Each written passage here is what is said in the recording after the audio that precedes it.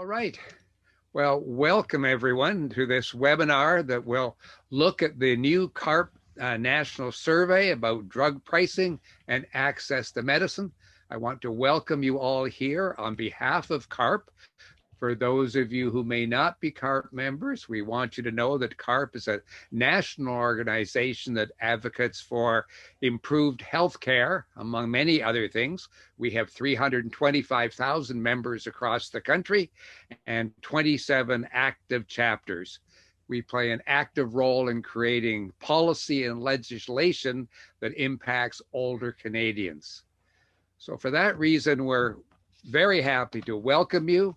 We're going to look at information today on the perspectives on this special issue with our guests. So I want to introduce our speakers for today. First of all, my name, for those of you who don't know, is Bill VanGorder, and I'm the Chief Policy Officer for CARP. I'll be moderating today's survey and also presenting, or today's discussion, and I'll be presenting on the survey. Our first presenter will be Dr. Jason Field. Jason is President and CEO of Life Sciences Ontario, representing Ontario's large dynamic biopharmaceutical sector. He will tell us about the important developments related to drug pricing in Canada and the important research his organization is doing about the impact on those new drug pricing policies on the sector and the stability and the ability of Canadians to access innovative new medicines. Following Jason, I will be presenting to you the findings of our CARP survey. And after that, I'm pleased to welcome Gail Attara, the President and CEO of the Gastrointestinal Society, and she will present the patient's viewpoint on these issues, including her direct role in working with the federal government on pharmaceutical pricing reforms. And Gail has decades of grassroots patient experience, and including working with CARP. So we're very appreciative of both of you, Gail and Jason, that you've taken the time to join us today. At the end of the presentation, we trust we'll have time to answer any questions you might have. So please feel free to submit those whenever you wish. You can do so by clicking on the chat button and writing your questions. I will receive them and do my best to consolidate and discuss them with the panel. If your question is directed to a specific panelist, please put their name into the question. I also want to let you know that this webinar is being recorded, so it will be available for you to share with your friends and family and anyone who was not able to join us today. We'll make it available to you as quickly as we can after it's concluded, although that does take some time to download and load again. But we will post it on our CARP website, our CARP Facebook page. We'll also send all the attendees a note telling them where it can be found so you can see it in the future. Well, as I mentioned, our first presentation will be by Dr. Jason Field, the President and CEO of Life Sciences Ontario. So Jason, please go ahead.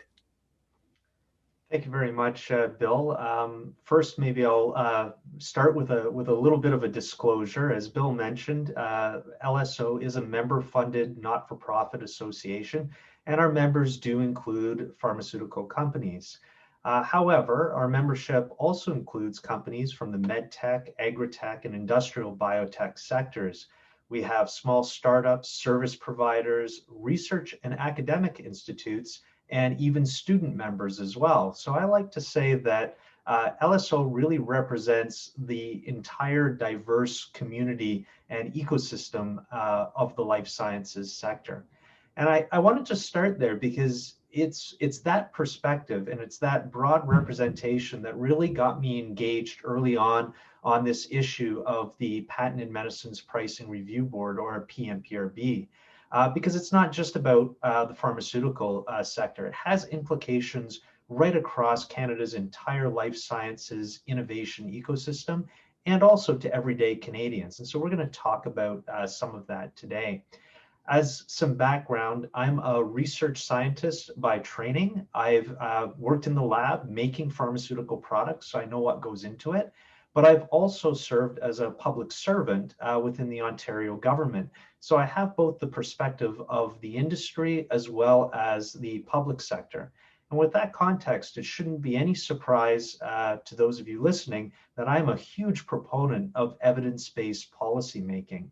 And it was evident very early on in this PMPRB process that there was a distinct lack of evidence-based analysis in the proposed regulation changes. So my focus for the last several years has been to bring this evidence to the forefront. And I'm going to share some of that with you today. So if we could go to the first slide. So let's start with PMPRB. What is it? So the infographic here illustrates the very complex pathways that medicine must go through in Canada in order to reach a patient.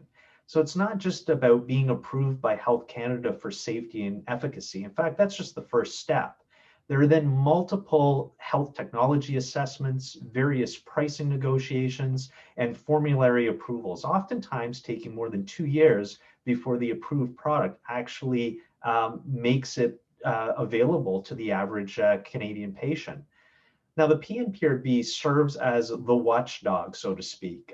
They really set the ceiling prices, the maximum prices for the patented medicine. And they do this by using a basket of 7 comparator countries. And that they take the median price, list price of products in these countries, and they set that as the Canadian ceiling price. And in that way, they ensure that Canada isn't paying excessive prices, but we're actually paying fair and competitive prices. And the methodology has actually been highly effective and successful in keeping drug prices in check. In fact, the PMPRB's own data from their 2018 report states that the general price inflation as measured by the Consumer Price Index has exceeded the average increase in the prices of patented medicine almost every year since 2003. To put this in context, it means that the price you pay for groceries, gas, and even Netflix is rising faster than the prices that you're paying for patented medicines by a factor of about 10. Next slide, please. So what are the changes to these PMPRB regulations that has made us so concerned? Well, there's really 2 major changes that are taking place here. First, they're changing that basket of comparator countries. So they're taking out the 2 highest price jurisdictions. That's the US and Switzerland. So they're removing them out of the comparator countries, and they're adding in 6 additional countries, many of which are lower cost jurisdictions. The net result of this is it's moving the median price of drugs to about 20% lower across the board. Now, this, of course, is a challenge for the industry, but at least the basket of countries is predictable. It's a set fixed quantity. And so, it allows businesses to at least plan and adapt to these regulation changes, although it is still quite a challenge compared to other jurisdictions. But the second change, and probably the most problematic one, is the introduction of what's called economic factors. Now, this is a series of complex equations targeted at what the government is terming as high-cost drugs. These are drugs that are expensive drugs to make because they're usually targeted, personalized therapies, or for rare diseases, so they have small markets. So inherently, they're more expensive. Or even drugs that aren't necessarily expensive, but actually have large markets. So there's a large demand for these products. So these are really the products that are in the crosshairs of these so-called economic factors. And these factors can reduce these prices further by as much as 50 or more percent. This is important because many of the newest drugs and therapies that we're having, particularly in areas of cancer and rare diseases, are these types of personalized medicines, and they're inherently more expensive to develop and to produce. Now, the problem, aside from the unreasonable price reductions that these economic factors introduce, is the lack of clarity and the lack of predictability that they create. The PMPRB actually has the power to apply these factors whenever and however they choose, including retroactively. And this level of market uncertainty puts Canada as a global outlier amongst developed countries. And it creates a barrier to new drug launches, as well as to investments coming into the life sciences sector here in Canada. And while these changes now are official, the implementation date has been delayed several times. But even so, we're already seeing the impacts and effects that these changes are having. Next slide, please. So since these regulatory changes were first proposed, the PMPRB has insisted that there's no linkage between the price of patented medicines and the launch decisions or investment decisions in Canada. Now, you don't need to be Warren Buffett to recognize that this kind of runs counter to basic economic and business principles, or basic common sense for that matter. So we reached out to a leading health data research firm, IQVIA, and we asked them to take a look at new global drug launches globally versus those in Canada over the past few decades, and whether there have been any changes. It's important to note the differences between the methodology that IQVIA used and what the data that PMPRB presents. So PMPRB likes to use what is called approval data. And this includes what we term as Me Too products, or reformulations of products that are already on the market, and drugs that may have been approved but are not yet available for sale to Canadians or to formularies. So our methodology, and this was insisted upon by IQVIA, was to look solely at innovative new medicines, so no Me Too products or reformulations. And we did this through global sales data, which meant that these products were readily available to patients. And the reason IQVIA insisted on this methodology is because it allows for an apples-to-apples comparison across jurisdictions, oftentimes with different approval processes, and most accurately, it assesses the accessibility of a given medicine. The results show that Canada typically receives most new medicines within about 1.5 to 2 years of that first global launch. Now, that's actually pretty good on a global scale. This trend holds true for the past few decades, but there was a sharp decline in 2019. We only saw about 13 new products come to the market in Canada when we expected to see more around 30 new products. And we attribute this directly to the introduction of these changes. Next slide, please. Now, we also thought that it was really important to understand, how do Canadians feel about this issue? And you're going to hear from Bill shortly regarding polling data from CARP and its membership. But we also did our own survey of 1,000 Canadians that we commissioned with Ipsos. Not surprisingly, it showed that many Canadians are not familiar with PMPRB, nor do they understand the changes and the potential impacts. This is a complicated topic, and I've watching the chat box, and I know that I've probably lost a few of you already because it is so complex. But needless to say, it's something that is of concern, and so we tried to ask questions that were in a little bit of a simpler context. So one of the questions we asked average Canadians is, how do they value the accessibility of new medicines versus the price?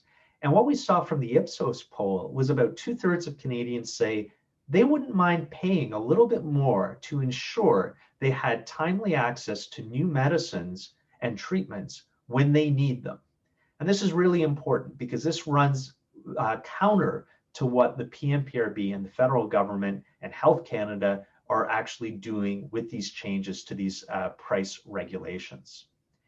We also did an anonymous survey of global and Canadian pharmaceutical executives, and 96% of them said that these changes will negatively impact product launches in Canada. with a third saying that they've already delayed or canceled the launch of new medicines coming here. That's very, very disturbing.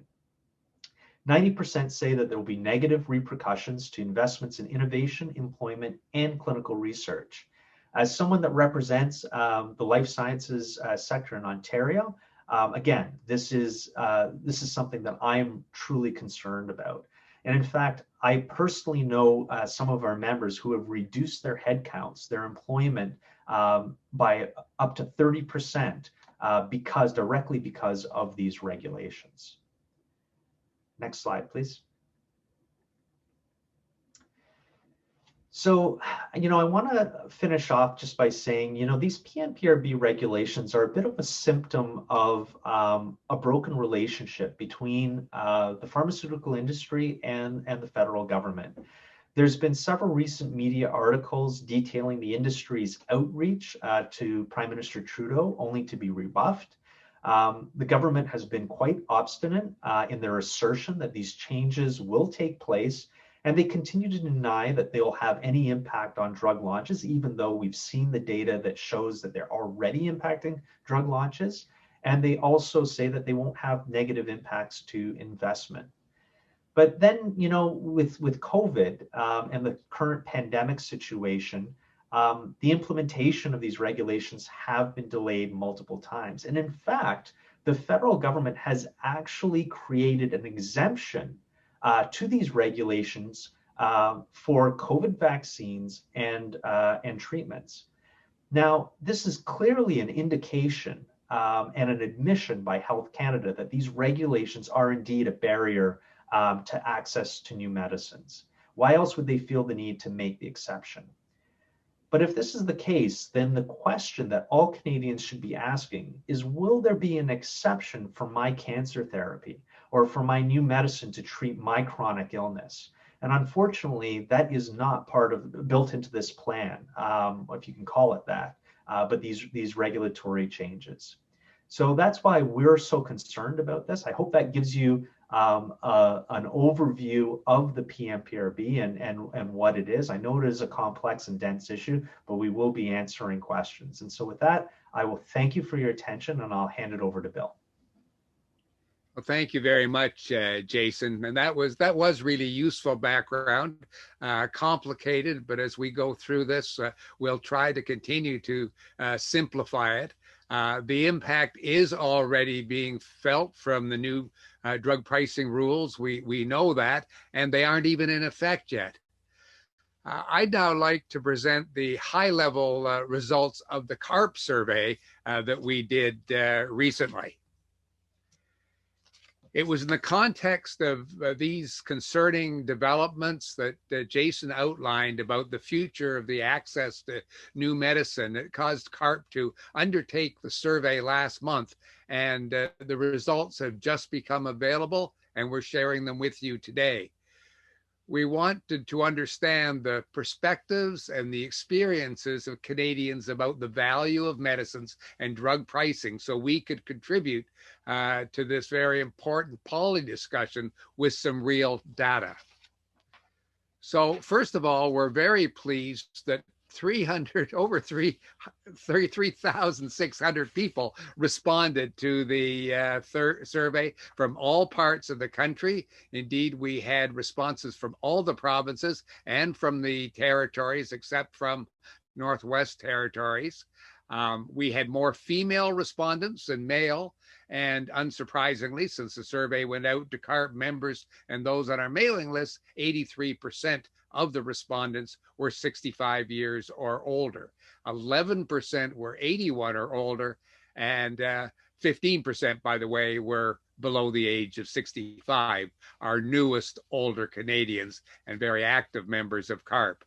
This better reflects that CARP actively seeks to attract people 45 to 65 age group. It's a growing percentage of our members, and very necessary, because these are the people who are both concerned about their own eventual retirement and concerned about their older parents who are still being looked after by them. There are three things, next slide, please. There are three things that our respondents told us in no uncertain terms. First of all, they said prescription medications are valuable to them because they give them great benefit. Second, they said they worried about the impact of the new federal drug controls because they'll have an impact, they feel, on the access to the new vaccines and new treatments. Thirdly, they believe the federal government should reconsider its new pricing rules to ensure that they don't impede the access to new vaccines and new treatments. So, how can we, with this confidence, say, well, let's look at the numbers? Here are the key numbers. A strong majority of the surveys responded were very clear in terms of their concern about the issue. First, as you see in the slide, older Canadians believe medicines are worthwhile because of the benefits they provide. Over 80% of the members who responded told us that Canada should be among the first countries in the world to access new medications. We asked this question in two ways. We said, should we be among the first countries to receive new medications?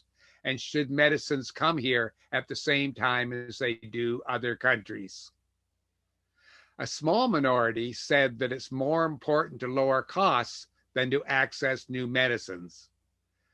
But finally, 4 in 5 respondents said the federal government should reconsider price regulations. This is a clear message to the federal government that they're on thin ice regarding this issue.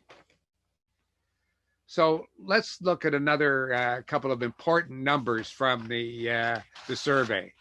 As Jason mentioned in his presentation, the federal government was so concerned about the potential negative impact of their own pricing rules and regulatory procedures on COVID-19 vaccines and the treatment of COVID-19, they exempted COVID-19 products from their own rules to speed things along. We pointed this out in our survey and asked respondents what they thought about the government doing this. Well, as you can see, 2/3, 65%, told us it was necessary to ease pricing rules for COVID-19 vaccines and medicines. This should be applied to all vaccines and medicines to speed access to Canadians. However, almost a quarter, 23%, felt that the COVID-19 is a special case and the regular rules should apply to other medicines. Well, our survey also gave the respondents an opportunity just to write their own thoughts and opinions. We received many comments, so this is just a small sample, but they reflect some of the themes that came up in the comments. One is that people feel strongly that Canadians should have timely access to new medicines and vaccines. Others felt it's important that the same treatment should be paid for in every province, and that if a drug is prescribed as best for you, it should be covered by your insurance plan, either public or private. Commenters also noted that new treatments for uncommon or rare diseases are particularly important since there are usually very few treatment options. And finally, others made it known that they are concerned that the government pricing plan is flawed and will have negative impacts. That's the survey, and we want to thank everyone who took part in it to give us this pretty clear outline of how older Canadians especially are feeling about these new plans. Well, now I'm pleased to introduce our next presenter, Gail Attara. She's the president of the Gastrointestinal Society. She's a longtime patient and grassroots advocate based in British Columbia, where she served for many years also as the chair of the Best Medicines Coalition.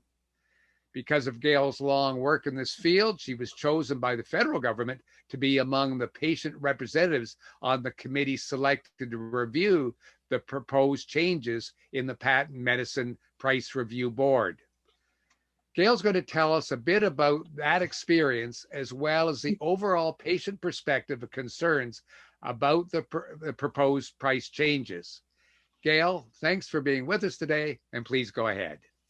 Thanks very much. And if someone could advance to the next slide. So I'm the CEO of the Gastrointestinal Society. We go by the URL badgut.org simply because it's easy to remember. And so after this, you can just go there. It's one of those things that you won't forget. But we started in 1976 as a grassroots organization because someone died because there was no medicine to keep her alive with Crohn's disease. And, that's just a bit about why we're here and what we're doing. And it's really important to keep that in mind as I do everything, because we're here to make sure that patients can get access to medicines. Her parents at the time said, if only there was a medicine she could take, and there wasn't then. But there are medicines now, and we need to make sure these medicines stay available to patients. Now, while I do work in the GI space, I work with colleagues in other spaces, and my role on the steering committee for the PMPRB was on behalf of all patients. So it wasn't just on behalf of GI.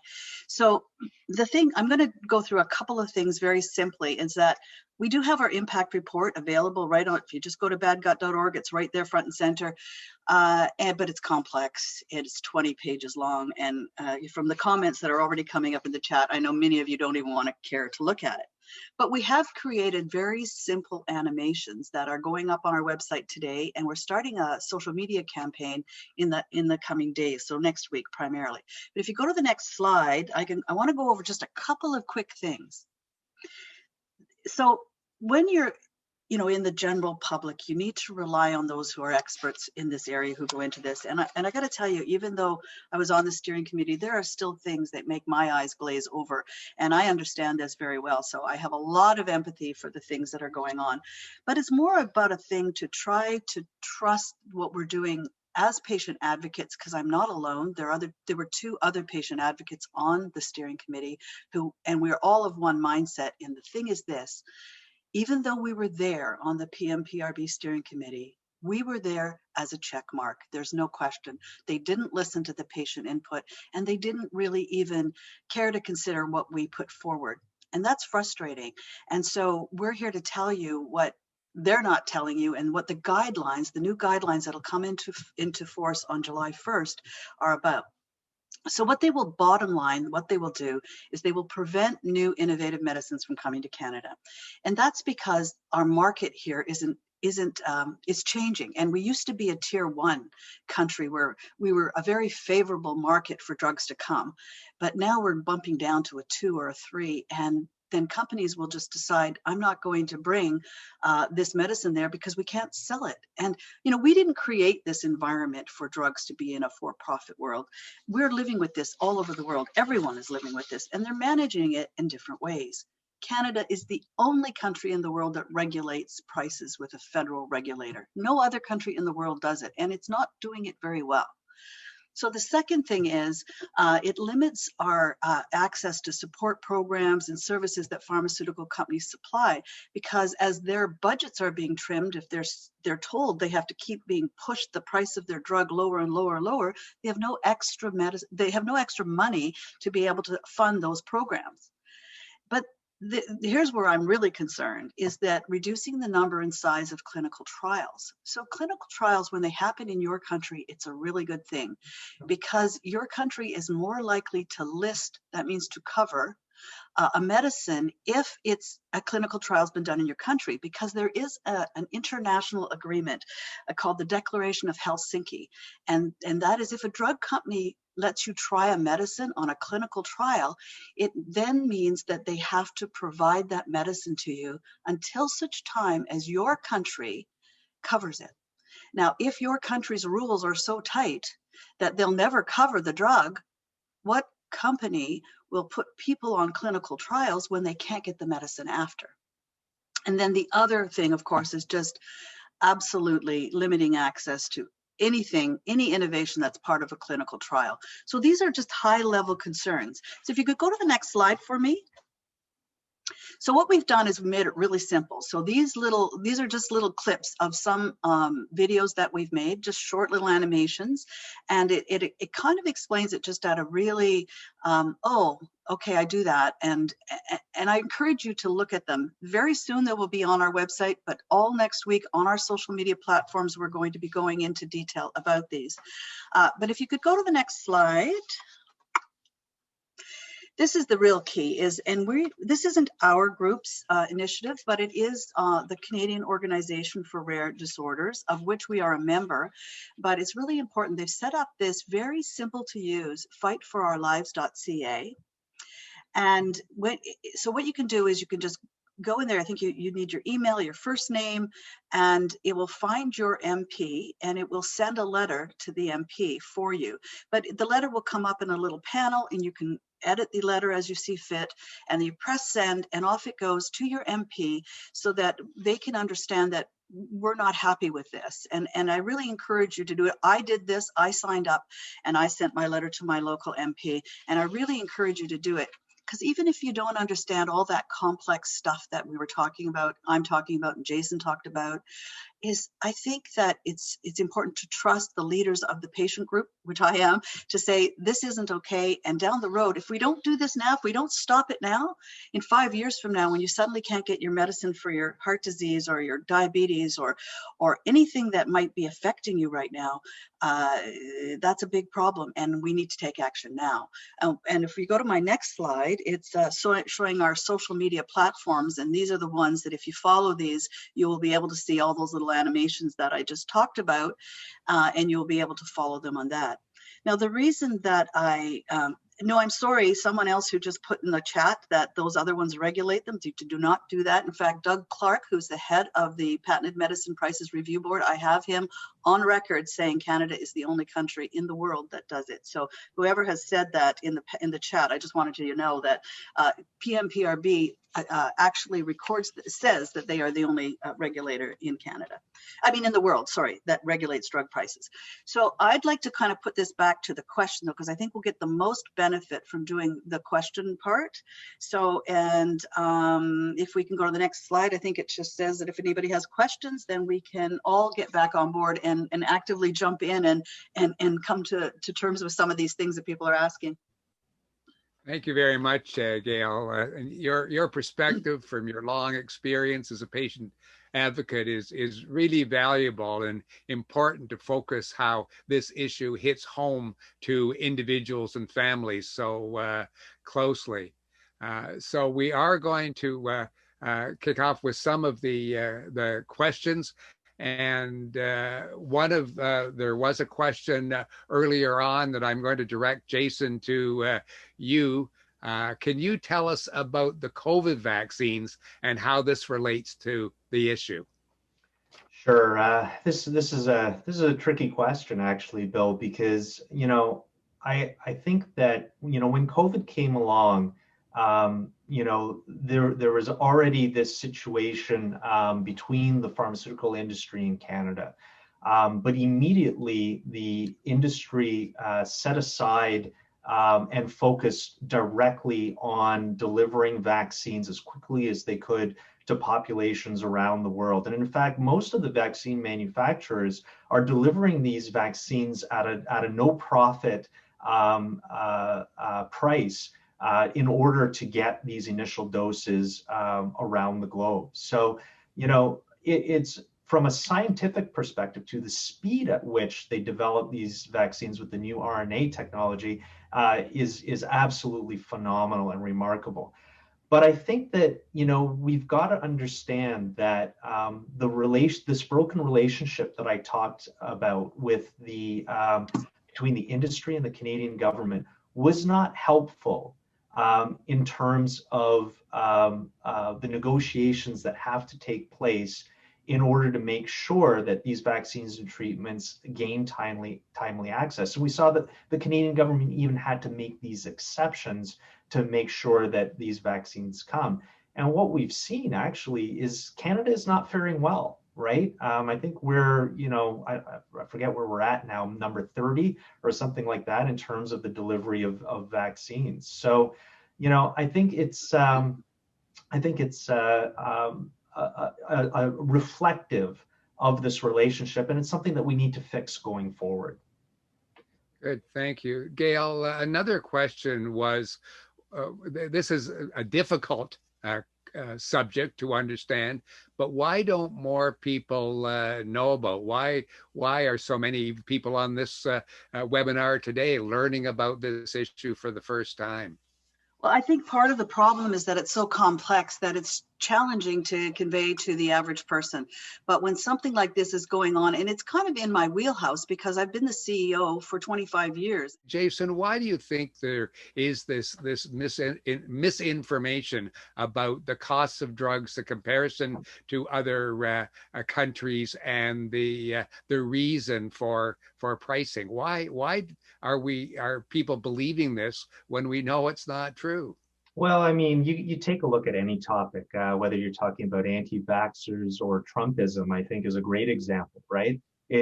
People that are proponents, they seek out data or information to support a position rather than taking an objective, an open-minded approach and an evidence-based approach. And just going back to some of the misinformation out there that was being put onto the chat. Canada does not pay the second highest prices globally next to the US, not even close. Where that data is being propagated is by a chart from CAI. And that measurement includes generic medicines, ancillary costs, including wholesale distribution. Look at the PMPRB's own data. That's the watchdog. That's the one we're actually fighting against. And so, you would think that, their data is actually even more accurate than that CAI data. And it states only about 6.6% of that CAI's data of their total national spending. And that's at list price. So that data is absolutely nonsense. And in terms of, representation, I've always been very honest that who we represent. But, I take offense to it as well when people say that, somebody is a paid mouthpiece. We are all Canadians. I'm a father of 3 young kids. I have family. I live in this country. I want the best. I took an oath as a public official and public servant, and I still take that oath very, very seriously, even after I left government. So I will never advocate for a policy that I think is not in the interest and to the benefit of Canadians. We seem to be getting into this issue very late.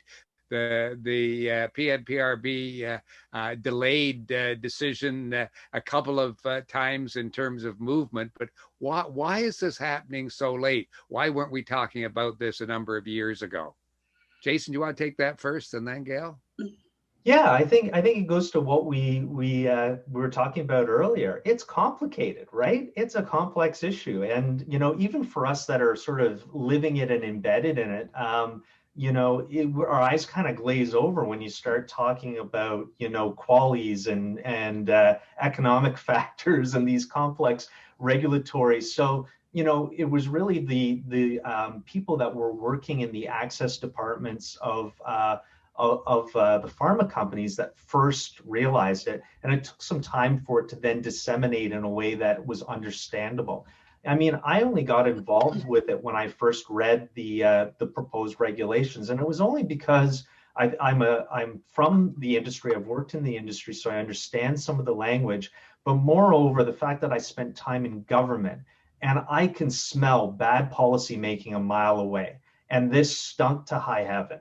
And that's why I really was passionate about getting involved with it early on, because I just think, again, it's cherry picking data to support an end result rather than letting the evidence guide you and understanding what the potential consequences are going to be of this public policy. So I'm trying to encourage good evidence-based policy making in these sorts of regulations.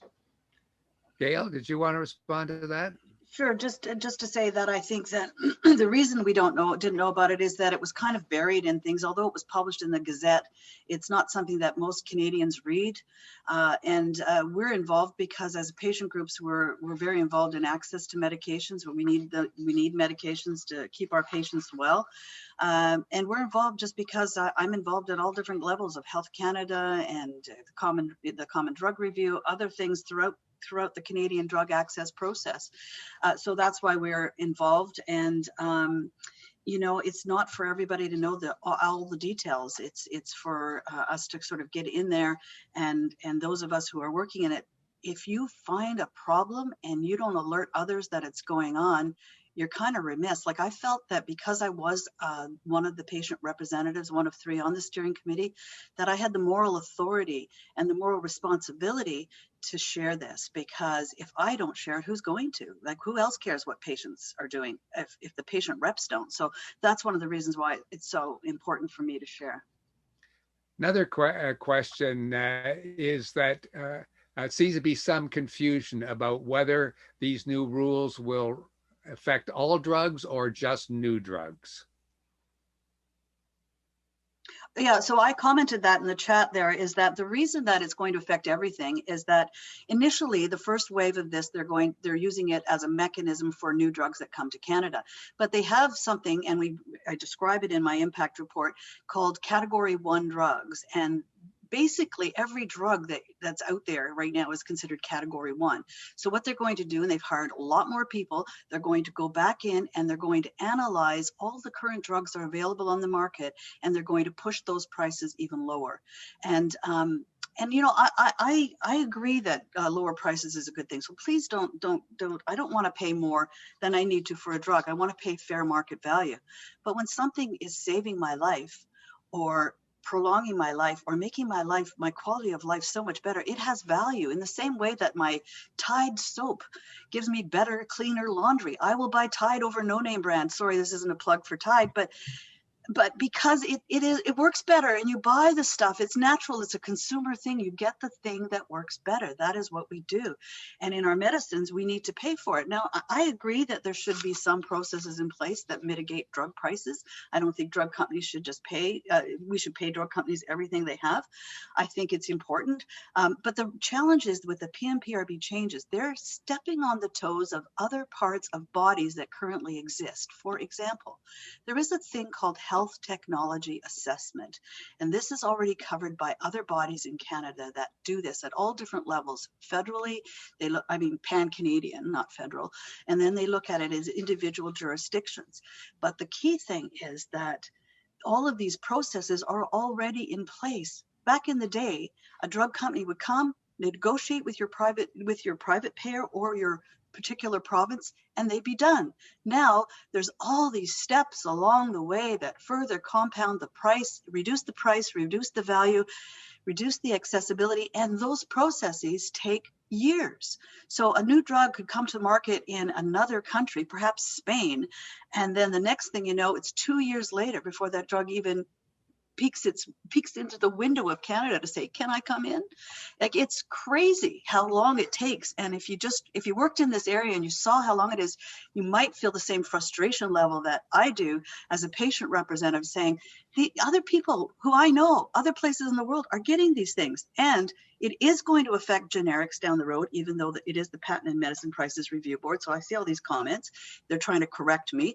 It is for patented drugs, and it is for current drugs initially. The next phase is going back and doing all the Category 1. You can look up Category 1 drugs, and the generic drugs are a percentage of brand. And so generic drugs are going to be covered as well. So, and the generic drugs are going to go so low and be so low in price that they might not even be available in Canada. So don't think we don't know what we're talking about. If I could just, sorry, go ahead.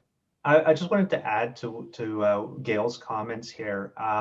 You know, when we look at the advances in science around new medicines, a great example is the new vaccines that we're seeing out of COVID-19. You know, nobody knew what mRNA vaccines were before COVID in the general public. And now they're this great technology, and the scientific equivalent to walking on water, really, when you look at how quickly these vaccines have been developed, gone through clinical approvals, and then deployed. It is absolutely astounding. We live in a brave new world where new technologies are allowing revolutionary new treatments to a variety of diseases. The problem arises is that these new medicines, many of which are inherently expensive because they're personalized. A great example is CAR-T technology. This is going to revolutionize cancer treatment. It's going to be much more effective and targeted than chemotherapy and radiation treatments with much less side effects. But the problem is that they take cells from your own body and use those to develop a treatment for your particular cancer, for your particular genetic makeup. Just imagine if this was another industry like the auto industry and Toyota came to your house, measured your body, watched how you drive, and built a car specifically for you. It's not going to cost the same as going to the dealership and buying a Camry off the lot, right? It's much, much different. So we do have to be creative about how we manage the costs. Nobody's saying that, we just pay whatever. That's not the solution here. But we can't drive prices down to such a level that we can't recoup in the investment that's being made into the research and development of these technologies. Can I just add something, Bill? Sure. I'd like to add a comment that there is a good thing that PMPRB is doing, and I want to make sure that I don't come across as being completely anti-government or anti-change or anti-anything like that. So the reality is that they came forward. The first step is to change the basket from 7 countries to 11 countries by dropping off the 2 that Jason mentioned and adding some others. And we have the whole list on our website, so I don't have to get into all that right now. But if they did that, it will be substantial savings, and we support that completely. Because it's important that you compare what you're doing. The same way as that, you compare, even when you're raising kids, you compare what you're doing to your neighbors in your community. Are you going to hockey? Are you not going to hockey? These are things that you compare in your real life, and you try to make yourself sort of fit into the right things that are important for you. So let's make sure we compare to countries that are similar to ours, that have a similar healthcare system, and that's a good thing. So in my view, if the PMPRB implemented, and not everybody agrees, but if they implemented the basket change full stop, I'd completely support that. There's so many convoluted, complex changes that they want to do after that will then rob us of these drugs. So my goal is to have them stop full at changing the basket, which will severely reduce the prices of medicines in Canada.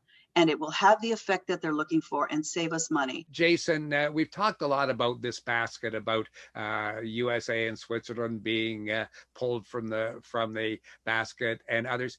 Some people are confused still about what is the basket and who's really on it, and why is that a good group of countries to compare ourselves with? Yeah, so now in the basket is Australia, Belgium, France, Germany, Italy, Japan, the Netherlands, Norway, Spain, and Sweden, and the UK, I believe, as well. Yeah, UK stayed. Yeah. Yeah, UK stayed. For a while, they wanted to add South Korea, just to put it in context of what they were trying to do in terms of positioning this. They eventually dropped that. But those are the countries now there. And of course, they removed Switzerland and the US, which are higher jurisdictions. And as Gail pointed out, the net result of this is really dropping prices across the board by about 20% or so. But I've seen a few comments in the chat box around drug companies profiting off of medicines. And as Gail pointed out, that's the nature of this industry. You need to, in any industry, you need to have some profit in order to fund and develop new products and continue a business forward. It's capitalism. Unfortunately, that's the way that this works. And quite frankly, to create a whole new not-for-profit industry and so forth. I don't think that that's going to solve the issues of developing new medicines. I mean, there has to be motivation. There has to be reward for innovation. Now, the question is, and I think the bigger question, the one that people should be asking that are raising this, is there extraordinary profits and revenues being taken by these companies, unfairly so? That's the question that really should be asked. And I would answer no, because if you look at the data that's publicly available, so anyone can go look up the Fortune 500 global 500 companies. J&J, the largest pharmaceutical company in the world, ranks 104 of the top 500 companies in terms of revenue. There's 103 companies ahead of them. And many of them, in fact, I think pretty much all of them, don't make life-saving medicines, right? These are oil companies, these are banks, these are, Apples and Walmarts of the world, right? So that should put it in perspective for you. Like, what do you value more, your health and your ability to treat the diseases that afflict you and your family, or your iPhone? Good. Thank you. We're coming to the end of our hour, but both Gail and Jason, I'll ask you if you have some final wrap-up comments. Gail? Me first, okay. I would say that this is a very complex matter, and we haven't had nearly enough time. We could probably do a course over at least 2 weeks every day to really get into the nitty gritty. If this is sort of a teaser, it's a controversial teaser, clearly. And I think that if you have the time, read our impact report. I put the URL in the chat area, and do some Googling yourself and see the counterpoints and points, and there are counterpoints to it as well. But I think it's really important that you take the time to look at it, because this is your government making changes that will affect your life later, and you really need to pay attention. Thanks. And Jason? Yeah, so the scientist in me wants to tell everyone, look for not information to support preconceived notions, but look to engage with people that are knowledgeable, that are willing to have discussions and healthy debate around these issues and topics. That's where you'll usually find the best information. Don't follow along, people that take the Trumpism approach of saying, you're with us or you're against us. This is right and everybody else is wrong. Oftentimes the answers are a lot more gray and require a little bit of work to find out. So be willing to engage with people that are willing to have those organizations, people like Gail, people like Bill, people like myself. You can reach out. Our organizations are online and available, and I'm always happy to have discussions around these topics. Great. Well, thank you very much. And Gail, I think your suggestion about a healthcare 101 is an excellent one, and we'll certainly look into that. I want to thank you both, Dr. Jason Field and Gail Attara, for the time in helping present this very complicated subject to us today. For those of you who asked, once again, this is being recorded and will be up on our website. We'll post a link on our Facebook page, and if you register for the event, you'll also get an email telling you where to find it, where to refer your friends to it. We'll do our best to answer the questions that we couldn't answer today to you that were asked online. And if you appreciated this presentation, please know that CARP will be running more webinars as the year goes on many different topics. And to find out more about the webinars, you go just simply to CARP, C-A-R-P, carp.ca, and you'll find information on our upcoming webinars, and also find out how you can join the 325,000 members of CARP across the country and help raise our voice even louder, speaking on behalf of older Canadians across the country. Thank you all for watching, and we look forward to seeing you all on our next webinar. Thank you. Thank you. Thanks, Jason. Thanks, Gail.